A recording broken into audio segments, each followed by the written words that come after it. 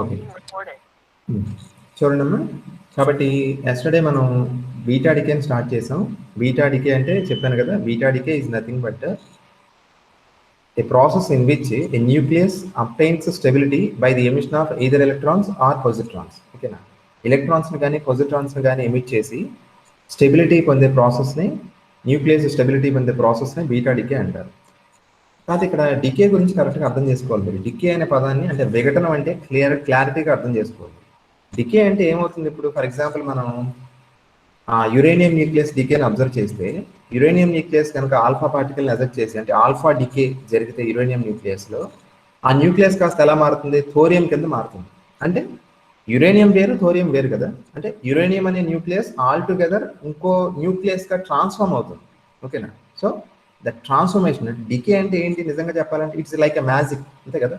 ఇప్పుడు నేను ఒక మ్యాజిక్ రాడ్ తీసుకొచ్చి, ఏదో ఒక కాపర్ రాడ్ ఉందనుకోండి, ఆ కాపర్ రాడ్ని ఇలా వేవ్ చేస్తే నా మ్యాజిక్ రాడ్తో ఇలా అంటే ఆ కాపర్ కాస్త గోల్డ్ అయిపోయింది అనుకో, దట్స్ రిమార్కబుల్ కదా.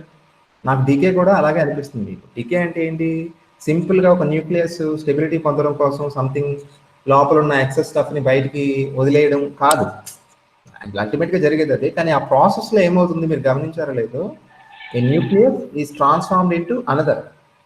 ఓకేనా, అంటే యురేనియం కాస్త ఎలా మారిపోయింది, థోరియంగా మారిపోయింది. అలాగే డిఫరెంట్ డికే ప్రాసెస్లో బేసిక్గా ఒక ఎలిమెంట్ ఇంకో ఎలిమెంట్గా మారుతుంది. ఓకేనా, అది డికే యొక్క గొప్పతనం. ఓకేనా, కాబట్టి ఇందాక నేను అడిగాను కదా, radioactive decay alpha beta gamma, జనరల్గా డికే ప్రాసెస్కి ట్రిగర్ చేసే ఫోర్స్ ఏంటండి, అంటే రేడియో యాక్టివిటీ ఏ ఫోర్స్ వల్ల జరుగుతుంది అంటే వీక్ న్యూక్లియర్ ఫోర్స్, అది గుర్తుంచుకోండి. ఓకేనా, కాబట్టి నిన్న చెప్పింది అదే, బీటా డికే అంటే ఎలక్ట్రాన్స్ ఆర్ పాజిట్రాన్స్ రిలీజ్ అవుతాయి. కాబట్టి మనం బీటా రే స్పెక్ట్రమ్ గురించి కూడా కొంత చూసాం. ఫస్ట్ ఒక ప్రశ్న అడుగుతాను, చెప్పండి, అసలు బీటా డికేలో ఉన్న ఫస్ట్ ప్రాబ్లం ఏంటి?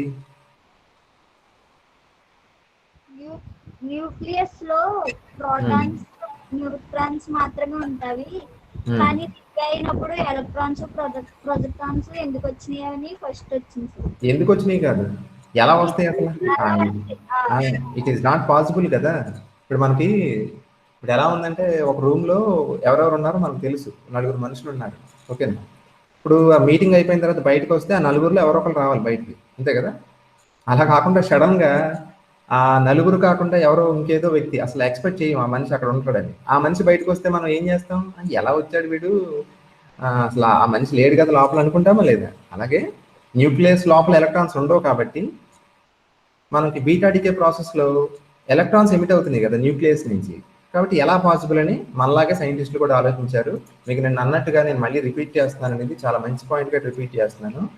మీరు గమనించండి, ఎక్కడైతే మనకి ఇలాంటి ఒక ఎనామలీ వస్తుందో అక్కడ ఒక గొప్ప డిస్కవరీ రాబోతుందని అర్థం. ఓకేనా, సో బీటా డికేలో కూడా అంతే. ఇప్పుడు మీకు ఎగ్జాంపుల్ చెప్తాను చూడండి, మైకెల్సన్ మోర్లే ఎక్స్పెరిమెంట్ గుర్తుంది కదా ఫస్ట్ ఇయర్లో.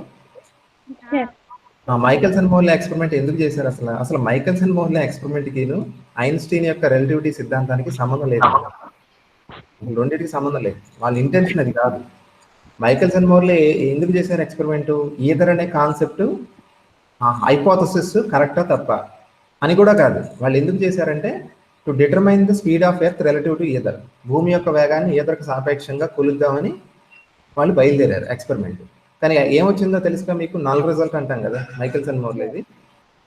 ఏమొచ్చింది చెప్పండి, మైకెల్సన్ మోర్లే నల్ రిజల్ట్ ఏంటి, అసలు ఈథర్ అనేది లేదు ఈథర్ అనేది లేదు అని తెలియడం ఓకే, అదొక ఎత్తు. ఇంకో విషయం తెలిసింది అక్కడ, చాలా చాలా చాలా గొప్ప విషయం అది. ఏంటది, constancy of the speed of light. కాంతి వేగం అనేది ఏ పరిశీలకునికైనా స్థిరంగా ఉంటుంది, అది మారదు. రిలేటివిటీ అనే సబ్జెక్ట్లో రిలేటివ్గా ఉండదు, అది ఒకటే, ఏది, లైట్ స్పీడ్. ఓకేనా, సో మీరు గమనించండి, మనం ఒకటి ప్రూవ్ చేద్దామని బయలుదేరి ఏం చేసాం, ఇంకొక గొప్ప డిస్కవరీ చేసాం, అంతే కదా. ఇప్పుడు ఆ మైకెల్సన్ మోర్లే కనిపెట్టిన రెండో విషయం, అంటే కాంతి వేగం స్థిరంగా ఉంటుందనే ఆ విషయం అనేది దేనికి బేసిస్ అయిపోయింది, దేనికి ఆధారమైంది అది, ఆ కాంతి వేగం స్థిరం అనే దాని మీదే కదా, ఆ బేసిక్ ఆ పిల్లర్ మీదే కదా మొత్తం సాపేక్ష సిద్ధాంతం నిర్మించబడింది. ఓకేనా, అంటే ఐన్స్టీన్ యొక్క రిలేటివిటీ సిద్ధాంతానికి బేసిస్ అదే. కాంతి వేగం ఎవరికైనా స్థిరంగా ఉంటుంది. కాబట్టి చూసారా, ఒక ఒక ఒక దానికోసం బయలుదేరితే ఇంకో గొప్ప డిస్కవరీ వచ్చింది. నేచర్లో ఉన్న బ్యూటీ అదేనండి. మనం నేచర్ని కనుక దాని ట్రూ సెన్స్లో స్టడీ చేయడానికి ట్రై చేస్తే నీకు అది అప్పుడప్పుడు ఏంటంటే, ఇప్పుడు చూడండి ఎంప్లాయీస్కి బోనస్లు ఇస్తుంటారు, లేదా రివార్డులు ఇస్తుంటారు. అలా నేచర్ కూడా మనకు కొన్ని రివార్డులు ఇస్తుంటుంది. ఆ ఇచ్చే రివార్డ్స్ అందుకుంటే కనుక గొప్ప గొప్ప డిస్కవరీస్ వస్తాయి అన్నమాట. ఓకేనా, అర్థమైంది కదా మనం చెప్పింది. కాబట్టి ఇదే విధంగా సైంటిస్టులు ఫస్ట్ దేన్ని స్టడీ చేస్తున్నారు, బీటా డికేని స్టడీ చేస్తున్నారు. ఓకేనా, బీటా డికే స్టడీ చేస్తున్నప్పుడు వాళ్ళకి ఏం డౌట్ వచ్చింది, లోపల న్యూక్లియస్ లోపల ఎలక్ట్రాన్స్ ఉండవు కాబట్టి ఎలక్ట్రాన్స్ ఎలా ఎమిట్ అవుతున్నాయి అని ఫోకస్ చేశారు. చేస్తే ఏం బయటపడింది చెప్పండి. ఇప్పుడు నేను చెప్పాను కదా, నేను ఏం బయటపడిందని చెప్పాను, న్యూట్రాన్స్ ప్రోటాన్స్ రెండు సేమ్ అని సార్. Very good. మనం ముందు అనుకున్నట్టుగా న్యూట్రాన్స్ ప్రోటాన్స్ రెండు వేరు వేరు పార్టికల్స్ కాదు. They are two different states of a single particle called nuclear. Nuclear అనే ఒకే పార్టికల్ యొక్క రెండు వేరు వేరు స్థితులు. ఇది అర్థమవుతుంది కదా. అంటే ఇంకా డెప్త్లో చెప్పాలి అంటే ఏం కనుక్కున్నారంటే న్యూట్రాన్ అనే పార్టికల్ ప్రోటాన్ కింద డికే అవుతుందని కనుక్కున్నారు. అర్థమవుతుంది కదా. మీకు ఈక్వేషన్ కూడా చూపించాను కదా, ఒకసారి మళ్ళీ ప్రజెంట్ చేస్తాను చూడండి.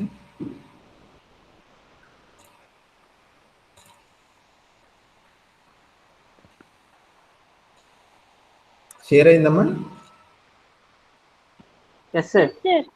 ఓకే, ఇప్పుడు ఈ ప్రాసెస్లో చూడండి. ఇప్పుడు నేనేం చెప్పాను, నేను న్యూట్రాన్ ప్రోటాన్గా డికే అవుతుందని కనుక్కున్నాను. అంటే మీరు గమనించండి, బీటా డికేని ఎక్స్ప్లెయిన్ చేసే ప్రాసెస్లో సైంటిస్టులు నేచర్లో ఉన్న ఒక ఫండమెంటల్ ఈవెంట్ని కనిపెట్టారు. ఏంటా ఈవెంట్? న్యూట్రాన్ ప్రోటాన్ అది ఒక రిమార్కబుల్ డిస్కవరీ అండి. ఇప్పుడు నేను చెప్పినట్టుగానే ఇది మైకెల్సన్ మోర్లేలో ఏదో ఒకటి కనుక్కున్నాను, నాయిస్ వచ్చింది చూడండమ్మా. ఏదో ఒకటి కనుక్కుందామని బయలుదేరి సడన్ గా అంత పెద్ద గొప్ప మహా సిద్ధాంతం, అదే సాపేక్ష సిద్ధాంతానికి బేసిస్ని కనుక్కున్నారు కదా వాళ్ళు. అదేవిధంగా బీటా డికేని ఎక్స్ప్లెయిన్ చేద్దామని బయలుదేరితే they ended up discovering the fact that neutron decays into proton. ఓకేనా, న్యూట్రాన్ ఏమవుతుంది, ప్రోటాన్ కింద ట్రాన్స్ఫార్మ్ అవుతుంది. అంటే డికే అవడం అంటే చెప్పాను కదా, ట్రాన్స్ఫార్మ్ అవడమే, రూపాంతరం చెందడం. న్యూట్రాన్ అనే పార్టికల్ ప్రోటాన్ కింద ట్రాన్స్ఫార్మ్ అయ్యే ఒక ఈవెంట్ ఉందని గుర్తించారు. ఓకేనా, ఆ ఈవెంట్ దేని వల్ల జరుగుతుందండి, న్యూట్రాన్ ప్రోటాన్ గా డికే అవడానికి కారణమైన ఫోర్స్ ఏంటి? Week nuclear force. అదే, అంటే ఇండైరెక్ట్ గా నువ్వు చూడు, బీటా డికే ని ఎక్స్ప్లెయిన్ చేసే ప్రయత్నంలో మనం నేచర్ లో ఉన్న 4వ ఫోర్స్ ని కనిపెట్టాం. అర్థమవుతుందా? అప్పుడు దాకా 3 ఫోర్స్లు ఉన్నాయో తెలుసండి. ఏంటి, గ్రావిటీ తెలుసు, ఎలక్ట్రోమాగ్నెటిక్ తెలుసు, అదే అలాగే స్ట్రాంగ్ న్యూక్లియర్ తెలుసు. వీక్ న్యూక్లియర్ ఫోర్స్ అనేది ఒకటి ఉందని, అంటే వీక్ ఇంట్రాక్షన్ ఉందని తెలియదు.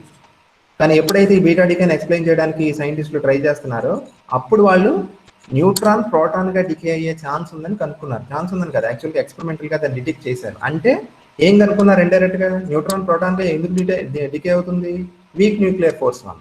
అంతే కదా. వీక్ న్యూక్లియర్ ఫోర్స్ అని ఎలా చెప్తున్నావు, గ్రావిటీ వల్ల కానీ, ఎలక్ట్రోమాగ్నెటిక్ వల్ల కానీ, లేకపోతే స్ట్రాంగ్ ఇంట్రాక్షన్ వల్ల కానీ జరగదు. అర్థమైంది పాయింట్?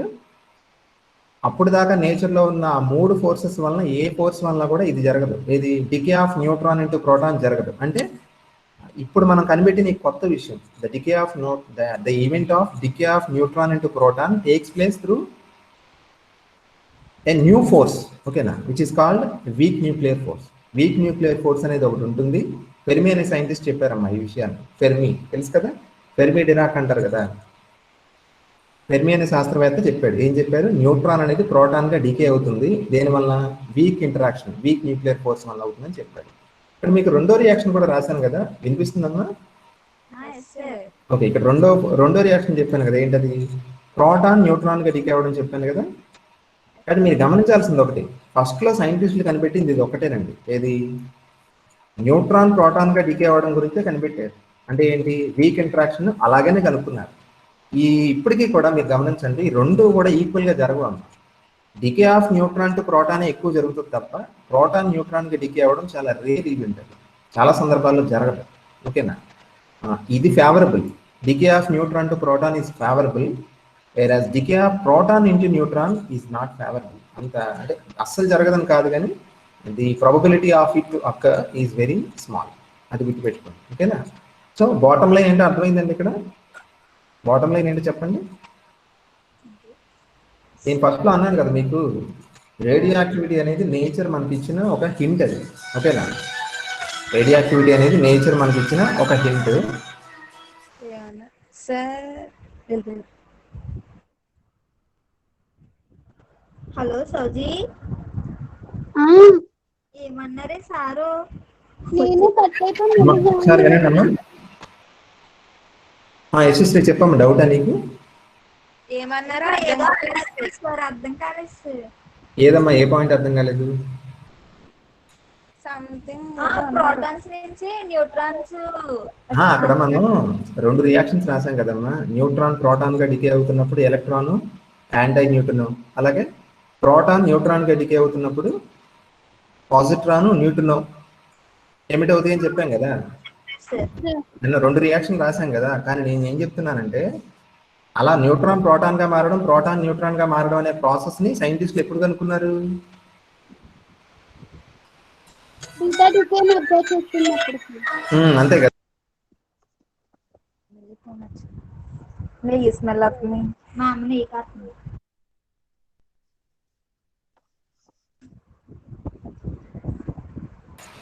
అంటే ఏం లేదమ్మా, మధ్యలో ఫోన్ రింగ్ అయింది. బీటా డికేని అబ్జర్వ్ చేస్తున్నప్పుడు కదా, అంటే బీటా డికేని ఎక్స్ప్లెయిన్ చేసే ప్రాసెస్ లో సైంటిస్టులు ఏం చేశారు, ఏం కనుక్కున్నారు? న్యూట్రాన్ ప్రోటాన్ గా, ప్రోటాన్ న్యూట్రాన్ గా మారుతున్నట్టు కనుక్కున్నారు సార్. అంటే మీకు ఇంకా బాగా అర్థం కావాలంటే ఎగ్జాంపుల్స్ ఒక విషయం చెప్తాను, చెప్పండి. మీరు మీ ఇంట్లో బోర్వెల్ వేద్దాం అనుకున్నారండి. బోర్వెల్ వేద్దాం అనుకునే ప్రయత్నంలో మీరు ఏం చేస్తారు, డిగ్ చేస్తారు కదా. డిగ్ చేసేటప్పుడు మీకు లోపల ఫర్ ఎగ్జాంపుల్ యురేనియం రిజర్వ్స్ లేకపోతే ఏదో ఏదో రిజర్వ్స్ దొరికేసినాయి అండి మీ స్థలంలో, మీరు కొనుక్కున్న స్థలంలో. మీరు ఎంత ఆనందపడిపోతారు, అవునా కదా? అలాగే సైంటిస్టులు బీటా డికేని ఎక్స్ప్లెయిన్ చేసే ప్రాసెస్ లో, అంటే ఆ అప్రోచ్ లో సడన్ గా ఏం కనుక్కున్నారు? ప్రోటాన్స్ న్యూట్రాన్స్ సడన్ గా ఏం కనుక్కున్నారంటే నేచర్ లో ఉన్న ఇంకో ఫండమెంటల్ ఈవెంట్ ని కనుక్కున్నారు. ఏంటది? అప్పుడు దాకా ఇలాంటి తెలియదండి. ఏం తెలియదు? ఒక ఎలిమెంట్ అంటే న్యూట్రాన్ అనే ఒక స్టేబుల్ పార్టికల్. అప్పుడు దాకా అందరూ ఏమనుకున్నారు చెప్పను నేను? అందరూ ఏమనుకున్నారంటే న్యూట్రాను ప్రోటాను చాలా స్టేబుల్ పార్టికల్స్ అనుకున్నారు. అర్థమవుతుందమ్మా? స్టేబుల్ అంటే అర్థం ఏంటి? అవి ఇంకో ఫామ్ లోకి మారవు, అవి అలాగే ఉంటాయి. అంతే కదా. ఇప్పుడు ఎలక్ట్రాన్ వేరే ఫామ్ లోకి మారద్దండి, చెప్పండి మీరు. మారదు కదా, ఎందుకంటే అవి స్టేబుల్ పార్టికల్స్. అందరూ ఏమనుకున్నారు? న్యూట్రాన్ ప్రోటాన్ కూడా స్టేబుల్ ఎంటిటీస్ అనుకున్నారు. కానీ ఫెర్మి ఒక అద్భుతం చెప్పాడు. ఏంటి ఆ విషయం చెప్పింది? ఫెర్మి చెప్పింది న్యూట్రాన్ ప్రోటాన్ గా డికే అవుతుంది. ఎలాగా? ఆ రియాక్షన్ బట్టి. అదే ఆ రియాక్షన్ చూసారు కదా. Neutron gives rise to proton plus electron and anti neutron. ఓకేనా? కాబట్టి అంటే ఇండైరెక్ట్ గా ఆయన ఏం కనుక్కున్నాడు? న్యూట్రాన్ ప్రోటాన్ గా డికే అయ్యే ఆ ఫండమెంటల్ ప్రాసెస్ ని చెప్పాడు. అదే మనకి ఏమైంది, అది దాన్ని ఏమంటాం? వీక్ న్యూక్లియర్ ఫోర్స్ అంటాం. అంతే కదా. సో సడన్ గా వీక్ న్యూక్లియర్ ఫోర్స్ అనే 4వ ఫోర్స్ యాడ్ అయింది ఫిజిక్స్ లో. అదమ్మా, అది చాలా ఇంపార్టెంట్. కాబట్టి ఇక్కడ దాకా అర్థమైనట్టే కదా బీటా డికే అంటే ఏంటి. బీటా డికే ప్రాసెస్ లో ఎలక్ట్రాన్స్ ఎలా ఎమిట్ అవుతున్నాయి అంటే, సింపుల్ గా చెప్పాలంటే న్యూట్రాన్ ప్రోటాన్ గాను, ప్రోటాన్ న్యూట్రాన్ గాను ఏమవుతాయండి? డికే అవుతాయి. డికే అయినప్పుడు ఆ ప్రాసెస్ లో ఎలక్ట్రాన్ యాంటీ న్యూట్రాన్ కూడా వస్తున్నాయి కాబట్టి ఆ విధంగా ఎలక్ట్రాన్స్ బయటకు వస్తున్నాయి. అంతే తప్ప ఎలక్ట్రాన్స్ న్యూక్లియస్ లో ఉండవు. ఓకేనా? అది ఇక్కడ అదే యశస్వి పాయింట్ అడిగింది కదా, నేను చెప్పింది అదే. న్యూట్రాన్ ప్రోటాన్ గా మారడం అనే డికే ప్రాసెస్, ప్రోటాన్ న్యూట్రాన్ గా మారడం అనే డికే ప్రాసెస్ ఒకేలాగా జరగవండి. ఓకేనా? న్యూట్రాన్ ప్రోటాన్ గా మారడం అనేది జరుగుతుంది, నేచర్ లో చాలా ప్రెవలెంట్ గా జరుగుతుంది. కానీ decay of proton to neutron జరగదు. ఎందుకో చెప్పగలరా ఎవరన్నా? స్పాంటేనియస్ ప్రాసెస్ సార్, అలా జరగడం. ఏంటమ్మా అలా జరగడానికి? అది స్పాంటేనియస్ గా జరుగుతుంది సార్ నేచర్ లో. స్పాంటేనియస్ అని కాదమ్మా, న్యూట్రాన్ ప్రోటాన్ గా మారడం జరుగుతుంది. కనుక్కుంది కూడా అదే సైంటిస్ట్ ఫస్ట్ లో. యాక్చువల్ గా ప్రోటాన్ న్యూట్రాన్ గా మారడం అనేది జనరల్ గా జరగదు. ఎందుకు జరగదు అంటారు? న్యూట్రాన్ లో పాజిటివ్ నెగిటివ్ 2 చార్జెస్ ఉంటాయి కదా సార్, అందుకని. ఎవరమ్మా? మన శ్రావణి కదా. శ్రావణి చెప్పమ్మా. సార్ న్యూట్రాన్ లో అయితే పాజిటివ్ నెగిటివ్ 2 చార్జెస్ ఉంటాయి కదా సార్. సో అందుకని అది ప్రోటాన్ గా మారుతుంది సార్. కానీ ప్రోటాన్ లో పాజిటివ్ చార్జ్ ఒకటే ఉండడం వల్ల మారదేమో అనుకుంటాను సార్. అంటే అది కాదమ్మా కారణం. మీరు గమనించాల్సింది ఒకటే. మీకు ఒక ప్రశ్న అడుగుతాను, చెప్పండి. మనకి మాసెస్ తెలుసు కదా, ద్రవ్యరాశులు. ఎలక్ట్రాన్ ద్రవ్యరాశి తెలుసుగా మీకు చాలా తక్కువ, చాలా లైట్ పార్టికల్ అది. ఓకేనా? ఎలక్ట్రాన్తో పోలిస్తే ప్రోటాన్ న్యూట్రాన్ చాలా మ్యాసివ్, బరువు ఎక్కువ ఉన్న పార్టికల్స్. ప్రోటాన్ న్యూట్రాన్లో దేనికి బరువు ఎక్కువ ఉంటుంది చెప్పగలరా? ప్రోటాన్ న్యూట్రాన్ యొక్క బరువు మామూలుగా మనం మ్యాథమెటికల్ ఈక్వేషన్స్ రాసేటప్పుడు కానీ లేకపోతే ప్రాబ్లమ్స్ చేసేటప్పుడు ఈ రెండు సమానమని రాస్తారు. 1.67 × 10⁻⁻27 కిలోగ్రామ్స్ అని రాస్తారు. కానీ ఫ్యాక్ట్ ఏంటంటే ప్రోటాన్ మీద న్యూట్రాన్ కొంచెం బరువు ఎక్కువ ఉంటుంది. కొంచెం అనేది చాలా తక్కువ అండి, ఆల్మోస్ట్ 1% కూడా కాదు. ఓకేనా? కానీ మీరు చెప్తే ఆశ్చర్యపోతారు. మనం ఏమనుకుంటాం, సార్ మీరు ఇలాంటి ఒక వీడియో కాన్ఫరెన్స్ పెట్టి బీటాడికే ఎక్స్ప్లెయిన్ చేస్తూ ప్రోటాన్ బరువు మీద న్యూట్రాన్ బరువు ఒక 1% కూడా కాదు అంత బరువు ఎక్కువ ఉంటే మనకి ఏంటి సార్ అది, దాంతో మనకు సంబంధం ఏంటి అనుకుంటున్నారేమో. ప్రోటాన్ మీద న్యూట్రాన్ బరువు కొంచెం ఎక్కువ ఉండకపోతే గనక ఈ వీడియో కాన్ఫరెన్స్ లేదు, అసలు మీరు నేను ఎవరూ లేమండి. ఫ్యాక్ట్ అది. ఎందుకో చెప్పనా, మీరు ఒకటి గుర్తుంచుకోండి, ఒక పార్టికల్ బరువు ఎక్కువ ఉంటే దాని లైఫ్ టైం తక్కువ ఉంటుంది. అంటే బరువు పెరుగుతుంటే దాని స్టెబిలిటీ ఏమవుతుంది, తగ్గుతుంది. ఓకేనా? మీరు సైంటిస్టులు ఈ మధ్యన హిగ్స్ బోసాన్ అనే ఒక పార్టికల్ కనుక్కున్నారు, నోబెల్ ప్రైజ్ కూడా రాబోతుంది. ఓకేనా? హిగ్స్ బోసాన్ అనే ఒక పార్టికల్ని కనుక్కున్నారు. అది కనుక్కోవడానికి చాలాలు పట్టింది, చాలా ఖర్చు అయింది కూడా, చాలా పెద్ద యాక్సిలరేటర్స్ నిర్మించాల్సి వచ్చింది. ఎందుకో తెలుసా, ఆ హిగ్స్ బోసాన్ అనే పార్టికల్ బరువు చాలా ఎక్కువ. బరువు ఎక్కువైనప్పుడు ఏమవుతుందంటే అది తొందరగా డికే అయిపోతుంది. అంటే డికే అవ్వడం అంటే ఏంటి, అది మళ్ళీ వేరే ఎలిమెంట్ కింద ట్రాన్స్ఫార్మ్ అయిపోతుంది. ఇప్పుడు గమనించండి, ఇప్పుడు కనుక ప్రోటాన్ మీద న్యూట్రాన్ బరువు కొంచెం ఎక్కువ ఉండకపోతే ఎక్కువ ఉండడం వల్ల ఏమవుతుంది, ఇప్పుడు చూడండి న్యూట్రాన్ కాస్త ఎలా ట్రాన్స్ఫార్మ్ అవుతుంది, ప్రోటాన్ గా ట్రాన్స్ఫార్మ్ అవుతుంది కదా. కానీ న్యూట్రాన్ బరువు ఎక్కువ కాబట్టి దాని లైఫ్ టైం తక్కువ కాబట్టి న్యూట్రాన్ ఎలా మారుతుంది, డికే అవుతుంది తొందరగా. ఎలాగా, ప్రోటాన్ గా డికే అవుతుంది. ఇలా న్యూట్రాన్ ప్రోటాన్ గా డికే అవ్వకపోతే కనుక మనకి ఏమవుతుందంటే హెవియర్ ఎలిమెంట్స్ ఫామ్ అయ్యేటి కాదు సన్లో. ఓకేనా? Decay of neutron into proton, దానివల్ల ఏమవుతుందంటే డ్యూటేరియం ఫామ్ అవుతుంది. డ్యూటేరియం నుంచి మళ్ళీ లిథియం, బెరిలియం, బోరాన్, కార్బన్, అంటే మనం హెవియర్ ఎలిమెంట్స్తో తయారయ్యాం కదా, నైట్రోజన్, ఆక్సిజన్ ఇలాంటివి. అంటే అండర్లయింగ్ గా న్యూక్లియర్ ఫ్యూజన్ జరగడానికి కారణం ఇదే, ఈ వీక్ న్యూక్లియర్ ఫోర్స్. ఈ సోకాల్డ్ ప్రోటాన్ మీద న్యూట్రాన్ బరువు ఎక్కువ ఉండడం వల్ల ఆ న్యూట్రాన్ కాస్త ప్రోటాన్ గా డికే, ఈ ప్రోటాన్ ఇంకో ప్రోటాన్ తో కలిసి 2 ప్రోటాన్లు ఉన్న న్యూక్లియస్ ఫామ్ అవడం. 2 ప్రోటాన్లు అంటే అటామిక్ నెంబర్ అంతా 2 కదా, అదవుతుంది కదా. సో ఇలాగా న్యూట్రాన్ బరువు కొంచెం ఎక్కువ ఉండడం వల్ల అది ప్రోటాన్ గా మారడం వల్ల ఆ మారిన ప్రోటాన్ ఇంకో ప్రోటాన్ తో కలిసి 2 ప్రోటాన్లు కలిగిన న్యూక్లియస్ ఏర్పడతామంటే హెవియర్ ఎలిమెంట్ కాబట్టి మనకు అలాగే హెవియర్ ఎలిమెంట్ సింథసైజ్ అయ్యింది. సో చూడండి, సృష్టి యొక్క అద్భుతం చూడండి అమ్మ, ఎంత బాగా డిజైన్ చేశారు, ఎవరు డిజైన్ చేశారో. నేను ఆల్మోస్ట్ నా నోట్లోంచి ఏం మాట్లాడుతున్నాయి అంటే there is somebody who has ఆ నెంబర్ని కరెక్ట్గా అడ్జస్ట్ చేశారు. రిమార్కబుల్. మీకు అర్థమవుతుందో లేదో కానీ 2 మాసెస్ ఈక్వల్గా ఉండుంటే అసలు యూనివర్స్లో లైఫే లేదు. అలాంటిది ప్రోటాన్ మీద న్యూట్రాన్ బరువు కొంచెం ఎక్కువ ఉండడం వల్ల న్యూట్రాన్ ప్రోటాన్గా డికే అయ్యి ఆ ప్రోటాన్ కాస్త ఇంకో ప్రోటాన్తో కలిసి ఆ ప్రోటాన్ ఇంకో ప్రోటాన్తో కలిసి అలాగే హెవియర్ ఎలిమెంట్స్ ఫామ్ అవడానికి అవకాశం లేదు. దీనికి ఇంకో వే చెప్తాను చూడండి. ఇన్ కేసు ప్రోటాన్ బరువు న్యూట్రాన్ మీద ఎక్కువ ఉందనుకోండి, అలా లేదు యాక్చువల్గా. ఏది బరువు అయింది చెప్పండి? Neutron sir. ఒకవేళ క్రియేటర్, సోకాల్డ్ క్రియేటర్ ఎవరైతే ఉన్నారో ఆయన ఏం చేశారంటే ప్రోటాన్కి కొంచెం బరువు ఎక్కువ ఇచ్చారు, దేని మీద, న్యూట్రాన్ మీద. అప్పుడు ఏమవుతుంది చెప్పండి? ప్రోటాన్ న్యూట్రాన్ గా డికే అయ్యే ఛాన్స్ ఉంది కదా. ఎందుకు ఉంటుంది ఛాన్స్? ప్రోటాన్ బరువు ఎక్కువ కాబట్టి అది డికే అయ్యే ఛాన్స్ ఉంటుందిగా. మీకు చెప్పాను కదా, బరువు ఎక్కువ ఉంటే డికే అయిపోద్దండి తొందరగా. ఓకేనా? సో ప్రోటాన్కి కనుక న్యూట్రాన్ మీద బరువు ఎక్కువ ఉంటే it would have been decayed into another element, neutron గా డికే అయ్యింది. ప్రోటాన్ న్యూట్రాన్ గా డికే అయితే మీరు నేను ఉండడానికి అది డికే అవ్వడానికి సంబంధం ఏంటి అనుకుంటున్నారేమో. అసలు మనం అనే వాళ్ళు పుట్టాలంటే యాటమ్ ఫామ్ అవ్వాలా లేదా? అంతే కదా. యాటమ్ ఫామ్ అవ్వాలి అంటే మధ్యలో ఏముండాలి? పాజిటివ్ ఛార్జ్ ఉండాలి, చుట్టూ ఎలక్ట్రాన్స్ ఉండాలి. అంతేగా. పాజిటివ్ నెగిటివ్ మధ్య ఉండే అట్రాక్షన్ వల్లే కదా యాటమ్ ఫామ్ అవుతుంది. అంతే కదా. ఇప్పుడు ఇన్ కేస్ ప్రోటాన్ బరువు ఎక్కువ ఉంటే అది న్యూట్రాన్ గా మారిపోయి ఉంటే న్యూట్రాన్ ఛార్జ్ ఉంటుందా? కాంపౌండ్స్ లో కాకుండా మామూలు కాంపౌండ్స్ లో అయితే స్టేబుల్ గానే ఉంటది కదా సార్. మరి న్యూక్లియస్ ఏదమ్మా న్యూట్రానా? Nucleus yes sir. Proton neutron అక్కడ జరగదు కదా సార్. స్టేబుల్ గానే ఉంటుంది. నేను చెప్పేది ఏంటి, కొన్ని రేర్ సందర్భాల్లో అలాగే యూనివర్స్ ఎవల్యూషన్ జరుగుతున్నప్పుడు వెరీ స్టార్టింగ్ బిగ్ బ్యాంగ్ జరిగిన తర్వాత కొన్ని ఫ్రాక్షన్ ఆఫ్ సెకండ్స్ టైంలో ఆటమ్స్ అనేవి ఫామ్ అయినాయి కదమ్మా, పరమాణువులు, హైడ్రోజన్ ఇలాంటి చిన్న చిన్న పరమాణువులు ఫామ్ అయినాయి కదా. అవి ఫామ్ అవ్వడానికి అవి ఫామ్ అవ్వకపోయి ఉంటే మనకు సృష్టి ఉండేది కాదు కదా. నేను చెప్పేది అది అంటే the very formation of atom is due to the fact that neutron is bit heavier than proton. Other way round ఆలోచించండి ఒకసారి, జాగ్రత్తగా ఆలోచించండి.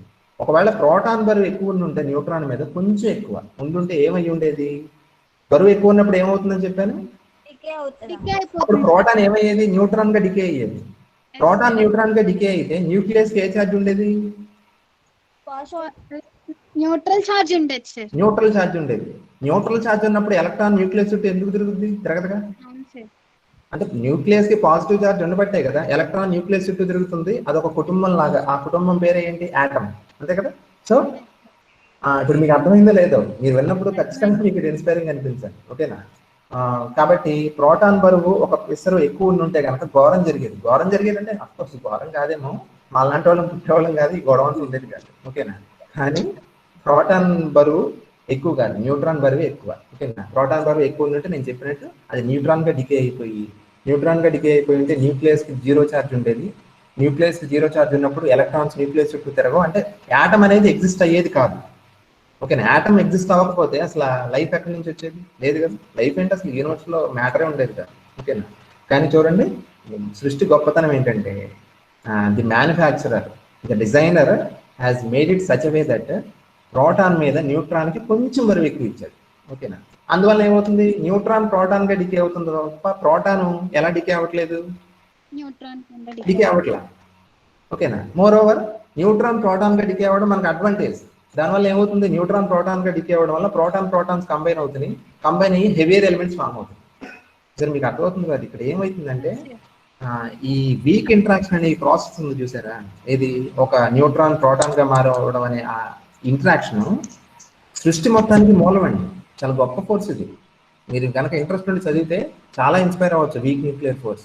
వీక్ న్యూక్లియర్ ఫోర్స్ అనగానే నేను మాట చెప్పాను, మన డిస్ట్రాయర్ అని చెప్పాను. మిగిలిన మూడు ఫోర్స్లు అన్ని కూడా అన్నిటిని బైండ్ చేసి ఉంచుతాయి, కానీ ఒక వీక్ ఇంటరాక్షన్ మాత్రం ప్రతి దాన్ని డికే చేస్తుందని చెప్పాను. కానీ ఆ డికే కూడా చాలా ఇంపార్టెంట్ అండి. ఇప్పుడు సన్లో న్యూక్లియర్ ఫ్యూజన్ జరుగుతుంది అంటే రెండు హైడ్రోజన్ న్యూక్లియై దగ్గరికి వచ్చి హీలియం గా ఫ్యూజ్ అవుతున్నాయి అంటే కారణం ఏంటో తెలుసా? వీక్ న్యూక్లియర్ ఫోర్స్ వల్ల జరుగుతుంది. వీక్ న్యూక్లియర్ ఫోర్స్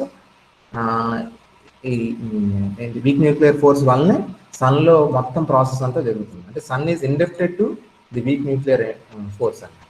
ఓకేనా?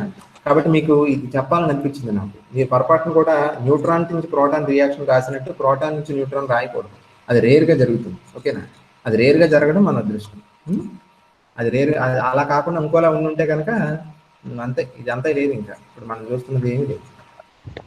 ఓకే, ఇప్పుడు అసలు పాయింట్లోకి వచ్చేద్దాం. చూడండి, ఇప్పుడు ఇందాక సాయి కిరణ్ అన్నట్టుగా బీటా స్పెక్ట్రమ్ ఎలా ఉండాలని మనం ఎక్స్పెక్ట్ చేసాం. డిస్క్రీట్ గా ఉండాలి. Very good. డిస్క్రీట్ గా ఉండాలని ఎందుకని అనుకున్నాం? లైన్ స్పెక్ట్రమ్ లాగా. అంటే నేను అడిగేది అదే, మీరు ఇంకో భాషలో చెప్పకండి దాన్ని. నేను అడిగేది ఏంటంటే, అంటే ఎమిట్ అవుతున్న ఎలక్ట్రాన్స్ ఎనర్జీ అదే కదా స్పెక్ట్రమ్ అంటే. అది లైన్ స్పెక్ట్రమే ఎందుకు ఉండాలి? కంటిన్యూస్ స్పెక్ట్రమ్ ఎందుకు ఉండకూడదు? రూల్ ఏంటి? మైక్రో సైజ్ ఉండే వాటికేమో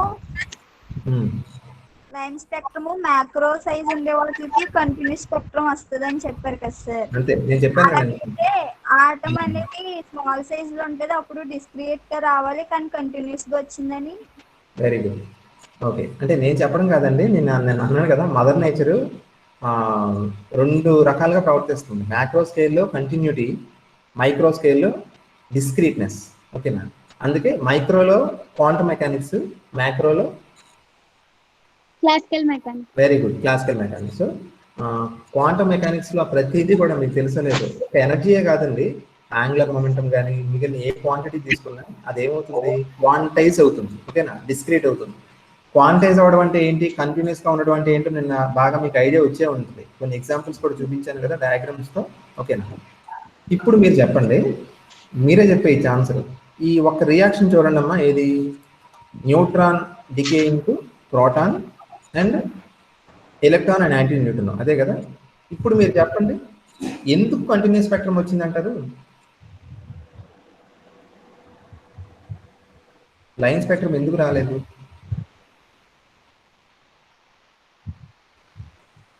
అంటే నేను ఒక ఎనాలజీ చెప్తాను, మీరు మామూలు ఫిజిక్స్ ఎక్స్ప్లెయిన్ చేయలేరేమో కానీ ఈ ఎనాలజీని ఆన్సర్ చేయండి, ఇది ఆన్సర్ చేస్తే ఫిజిక్స్ ఆన్సర్ చేసినట్టే, ఓకేనా. ఇప్పుడు మనం దీని అర్థం ఏంటి? ఇప్పుడు న్యూక్లియస్ అనేది ఏటీఎం మిషన్ లా ఉండాలా, బ్యాంక్ కౌంటర్ లా ఉండాలా? ఏటీఎం లో ఉండాలి సార్. అంతే కదా, ఎందుకని ఏటీఎం లోంచి డబ్బులు ఎలా వస్తాయి? క్వాంటైజ్ అయ్యి వస్తాయి, అంతే కదా. 100, 200, 300 అలా వస్తాయి కదా, అలా రావాలి నిజంగా ఎలక్ట్రాన్స్. కాబట్టి ఇప్పుడు మీరు ఒక సర్వే చేస్తున్నారు, ఏటీఎం మిషన్ దగ్గరికి వెళ్ళి నిలబడ్డారు, బయటికి వెళ్ళి వచ్చేవాళ్ళు ప్రతి జోబులో డబ్బులు ఎంత తీసేసి వాళ్ళ డబ్బులు ఏంటో చూస్తున్నారు, ఓకేనా. మీరు ఏం ఎక్స్పెక్ట్ చేయాలి? వాళ్ళు డ్రా చేసిన డబ్బులు ఎలా ఉండాలి చెప్పండి? కంటిన్యూస్ గా ఉండాలి సార్, వాళ్ళు ఎంత అనుకుంటే ఎంత రావాలి. కంటిన్యూస్ గా ఉండాలని కాదు, కంటిన్యూస్ గా ఉండాలని చెప్తుంది, అంతే కదా. మామూలుగా అయితే ఎలా ఉంటే చెప్పండి, ఒక పర్సన్ 1 వెళ్ళాడు లోపలికి, ఏటీఎం లో టక్ టక్ ఏదో నొక్కాడు, డబ్బులు వచ్చినాయి, జోబులో చూస్తే 500 ఉంది, ఓకేనా. అలాగే రెండోది అలా మీరు అదే పని ఇంకా గణేష్ సార్ చెప్పారని చెప్పి ఏం చేశారంటే ఒక 100 మంది మీద ఏటీఎంకి వెళ్ళిన వాళ్ళ మీద సర్వే చేస్తున్నారు మీరు. వాళ్ళు తీసిన డబ్బులు ఎలా మారుతున్నాయి, కంటిన్యూస్ గా మారుతున్నాయా, డిస్క్రీట్ గా మారుతున్నాయని స్టడీ చేద్దామని బయలుదేరారు. మీకు ఏమొచ్చిందంటే మీరు ఏం ఎక్స్పెక్ట్ చేస్తారు? ఒకడు వెళ్ళాడు 500 వచ్చినాయి, వాడి జోబులో 500 ఉన్నాయి. రెండోవాడు వెళ్ళాడు 400 ఉన్నాయి. మూడోవాడు వెళ్ళాడు సంథింగ్ ఏదో ఒక 1500 ఉన్నాయి. అంటే వచ్చిన ప్రతి డబ్బు మీరు మెజర్ చేసిన ప్రతిది ఎలా ఉంటుంది? ఇంటిగ్రల్ మల్టిపుల్ ఆఫ్ 100 కింద ఉంటుందిగా. అంటే ఎలా ఉంటుందని మీరు ఎక్స్పెక్ట్ చేస్తారు? ఏ స్పెక్ట్రమ్ వస్తుందని ఎక్స్పెక్ట్ చేస్తారు మీరు? కంటిన్యూస్ వస్తుంది. మీరు ఎక్స్పెక్ట్ చేసేది లైన్ స్పెక్ట్రమ్ వస్తుందని ఎక్స్పెక్ట్ చేస్తారు, అంతే కదా. ఏటీఎం మిషన్ బయట డబ్బులు తీస్తే అలాగే వస్తాయి కదా. కానీ సడన్ గా ఏం జరిగింది అనమాట, మీరు బయటకు వచ్చి చూస్తే వాళ్ళ దగ్గర 116 రూపాయలు, 125 రూపాయలు, లేకపోతే ఏదో ఒక వస్తువు ఖరీదు 189 రూపాయలు ఫ్యాన్సీగా మార్కెటింగ్ లో పెడతారు కదా, వాళ్ళ జోబులో అలా డబ్బులు ఉన్నాయి. అంటే మీకు అర్థం కావట్లా ఏంటి, ఏటీఎం లో డబ్బులు అలా రావు కదా, డిస్క్రీట్ గా వస్తాయి కదా. వీళ్ళేంటి 110 రూపాయలు, 116, 117 తీసుకొచ్చారని అనుకుంటున్నాను, అంతే కదా. ఇప్పుడు ఏమై ఉండొచ్చు ఆలోచించండి ఒకసారి, ఈ ఈక్వేషన్ చూడండి. అంటే మీరు మెజర్ చేసింది ఎవరిని? మనుషుల్ని కదా, బయటకు వచ్చిన వాళ్ళ తాలూకు డబ్బును మెజర్ చేశారు, అంతే కదా. అంటే ఆ మనిషి పేరు ఎలక్ట్రాన్ అనుకోండి, ఓకేనా. కాకపోతే ఈ ప్రాసెస్ లో, బీటా డికే ప్రాసెస్ లో ఎలక్ట్రాన్ ఒక్కటే ఎమిట్ అవ్వట్లా, ఇంకోటి ఎమిట్ అవుతుంది పక్కన. ఎవరది? యాంటీ న్యూట్రినో కదా. అంటే మీరు ఇప్పుడు ఆ ఏటీఎం మనిషి లోపలికి వెళ్ళాడు కదా, ఓకేనా. లోపలికి వెళ్ళినప్పుడు ఏమైందంటే ఆ లోపల ఎవరో ఒక సంబడి ఉన్నారండి. మీకు ఆ విషయం తెలియదు కదా. మీరు మామూలుగా ఏం చేస్తున్నారు, బయటకు వచ్చిన మనిషి దగ్గర డబ్బులు ఎంత ఉన్నాయో చూస్తున్నారు అంతే, లోపల ఏం జరిగిందో మీరు చూడట్లేదు, ఓకేనా. లోపల ఏం జరిగి ఉండాలన్నమాట, అతను 100 రూపీస్ డ్రా చేశాడండి. డ్రా చేస్తే ఏమైంది, ఆ లోపల ఎవరో ఒక పర్సన్ ఉన్నాడు, అతని సమయం దగ్గర ఇది అనుకోండి, ఏం చేశాడు, ఒక 2 రూపీస్ అతనికి ఇచ్చాడు. అప్పుడు ఇతని జోబులో ఎంత ఉంటాయి బయటకు వస్తే? వినిపిస్తుందమ్మా?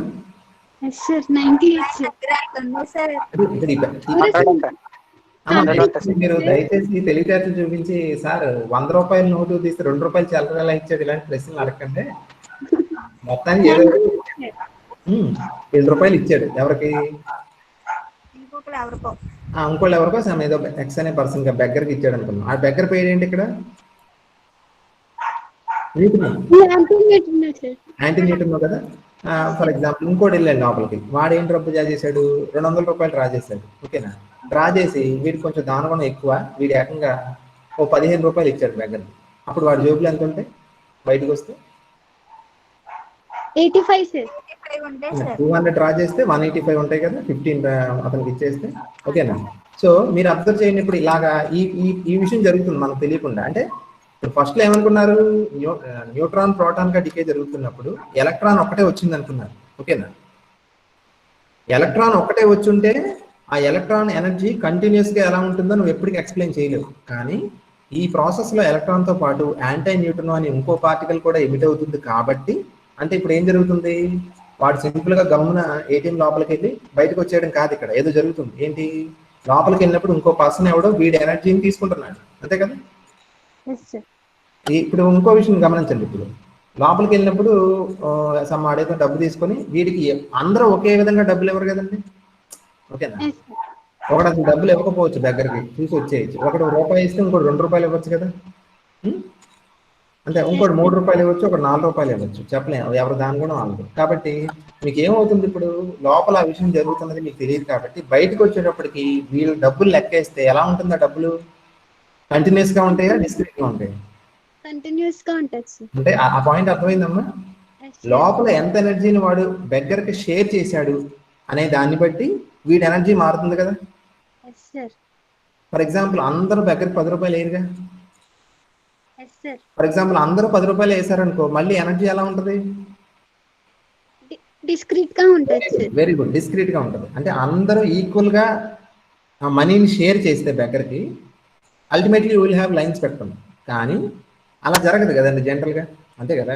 ఒక్కొక్కళ్ళు ఒక్కో అమౌంట్ దానం చేస్తారు. కాబట్టి ఇక్కడ ఏం జరుగుతుందంటే బెగ్గర్కి వేరే వేరే వాళ్ళు వేరే వేరే అమౌంట్స్ ఇవ్వడం వల్ల ఏం జరుగుతుంది అనమాట, బయటకు వచ్చేటప్పటికి వాళ్ళ దగ్గర ఉన్న డబ్బులు ఎలా మారుతున్నాయి, కంటిన్యూస్ గా మారుతుంది, ఓకేనా. కాబట్టి మనకేమనిపిస్తుంది, లోపలికి ఏం జరుగుతుందో మనకు తెలియకపోతే కనుక ఏం జరుగుతుంది, మనకి ఏటీఎంలోంచి 99 రూపాయలు వచ్చినాయేమో, లేకపోతే ఏటీఎంలోంచి 185 రూపాయలు వచ్చినాయేమో అని అనుకుంటున్నాం మనం, అంతే కదా. అంటే మనకేమనిపిస్తుంది, ఏటీఎంలోంచి కంటిన్యూస్ స్పెక్ట్రమ్ వచ్చింది అనిపిస్తుంది. కానీ ఏటీఎంలోంచి కంటిన్యూస్ స్పెక్ట్రమ్ రాలా. ఏటీఎంలోంచి 98 రూపాయలు రాలేదు, ఏటీఎంలోంచి 185 రూపాయలు రాలేదు. ఏటీఎంలోంచి ఎప్పుడు కూడా ఎలా వస్తాయి డబ్బులు, 100 మల్టిపుల్స్ గా వస్తాయి, అంటే క్వాంటైజ్ అయ్యే వస్తాయి ఏటీఎంలోంచి డబ్బులు. కానీ క్వాంటైజ్ అయ్యి డబ్బులు వచ్చినప్పటికీ కూడా అవి మనం బయటకు వచ్చేటప్పటికి కంటిన్యూస్ ఎందుకు అనిపిస్తుంది అంటే, అర్థమైంది పాయింట్. ఇప్పుడు ఎందుకు వస్తుంది, ఎందుకు వస్తుంది, ఆ వచ్చిన డబ్బుల్లో కొంత ఎనర్జీని షేర్ చేస్తున్నారు కదా.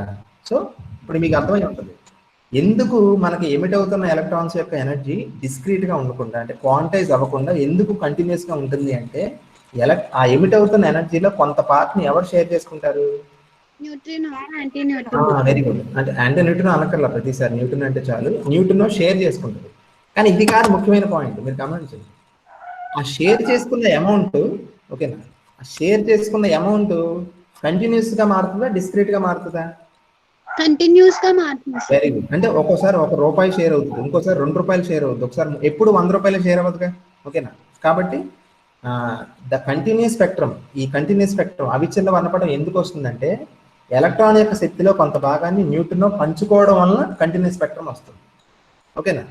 పైగా ఈ శక్తిని పంచుకోవడం అనే ప్రాసెస్ ఎలా జరుగుతుంది, అవిచ్ఛిన్నంగా జరుగుతుంది తప్ప వివిక్తంగా జరగట్లేదు, క్వాంటైజ్ అయి జరగట్లేదు, ఓకేనా. అది బాగా మైండ్ పెట్టింటే మీకు అర్థమైపోద్ది పాటికి, ఓకేనా. So sharing of energy between the electron and neutrino is responsible for the line spectrum, ఓకేనా. అంటే ఈ ప్రొడ్యూస్ అవుతున్న ఎనర్జీలో, క్వాంటైజ్ అయ్యి బయటకు వస్తున్న ఎనర్జీలో కొంత ఎనర్జీని ఏమవుతుందమ్మా, ఎవరు షేర్ చేసుకుంటున్నారు, న్యూట్రినో షేర్ చేసుకుంటుంది. ఎంత అమౌంట్ షేర్ చేసుకుంటుంది, కంటిన్యూస్ గా షేర్ అవుతూ ఉంటుంది. ఎంత అమౌంట్ అనే దానికి సమాధానం లేదు. ఒక్కో ఎలక్ట్రాన్ ఒక్కోలాగా షేర్ చేస్తుంది ఎనర్జీని, ఓకేనా. ఫర్ ఎగ్జాంపుల్ 100 అనుకోండి బయటకు వచ్చిన ఎనర్జీ, ఓకేనా. ఇది వింటే అర్థమైపోతుంది, బయటకు వచ్చే ఎనర్జీ అంతా 100, అది క్వాంటైజ్డే కదా, ఓకేనా. ఇప్పుడు ఒక ఎలక్ట్రాన్ ఏం చేస్తుంది, ఫస్ట్ ఎలక్ట్రాన్ న్యూట్రినోకి ఒక జౌల్ ఇచ్చింది శక్తి, అప్పుడు ఎలక్ట్రాన్ శక్తి ఎంత, 1 జౌల్.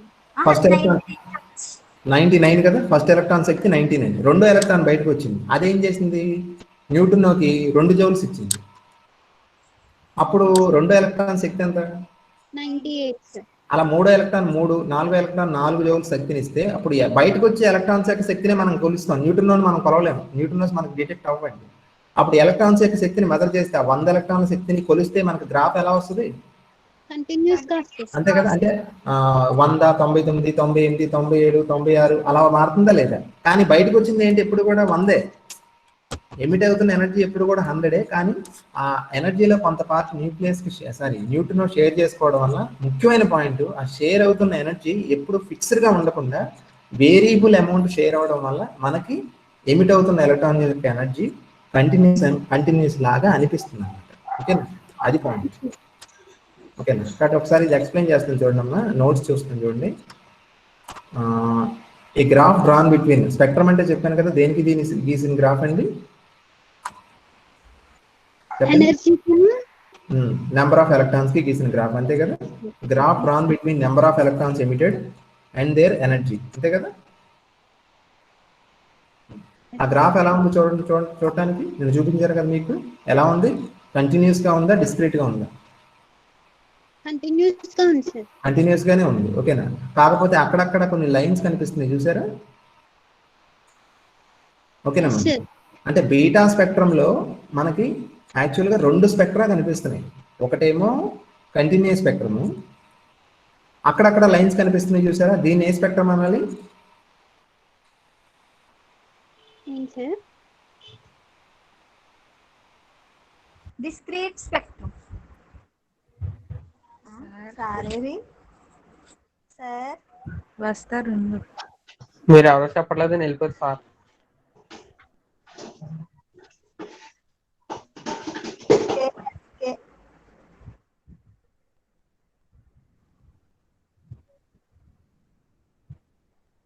ఏరి అయ్యో సారేది ఏ రికార్డ్ అవుతుంది, మాట్లాడకండి. ఇలాగే ఉంది.